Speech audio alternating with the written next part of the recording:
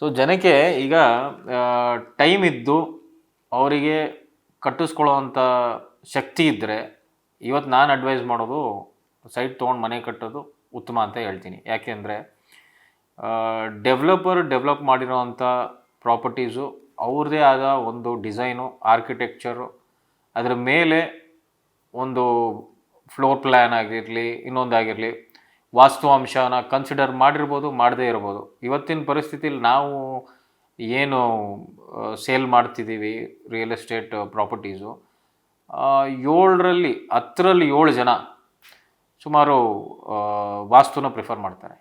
ಮತ್ತು ನಾವು ನೋಡ್ತಾ ಇರೋಂಥ ಡೆವಲಪರ್ಸ್ ಆಗಿರ್ಬೋದು, ಒಂದು 10 ಪ್ರಾಪರ್ಟಿಲಿ ಒಂದು 4-5 ಪ್ರಾಪರ್ಟೀಸು ವಾಸ್ತುಗೆ ಹತ್ತಿರ ಬರುವಂಥದ್ದು ಇರ್ತದೆ. So that is one major drawback ಅಂತ ನಾನು ಹೇಳಬಲ್ಲೆ.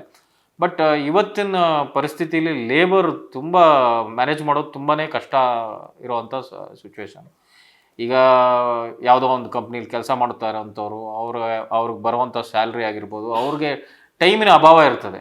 ಈ ಟೈಮಿನ ಅಭಾವ ಇರೋದ್ರಿಂದ ಮನೆ ಕಟ್ಟೋದಕ್ಕೆ ಆದಷ್ಟು ಅವ್ರ ಪರ್ಸ್ನಲ್ ಟೈಮ್ನ ಡೆಡಿಕೇಟ್ ಮಾಡದೇ ಇದ್ದರೆ ಬಿಲ್ಡಿಂಗ್ ಫಿನಿಷ್ ಮಾಡೋದು ಕಷ್ಟ ಆಗುತ್ತೆ.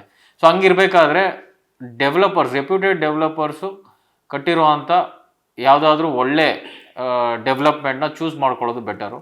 ನಮ್ಮಲ್ಲಿ ಟೈಮ್ ಇದ್ದು ಡೆವಲಪ್ಮೆಂಟ್ ಮಾಡುವಂಥ ಶಕ್ತಿ ಇದ್ದರೆ ಒಂದು ಪ್ಲಾಟ್ ತೊಗೊಂಡು ಕಟ್ಟುವಂಥದ್ದು ಬೆಟರ್ ಅಂತ ನಾನು ಭಾವಿಸ್ತೀನಿ.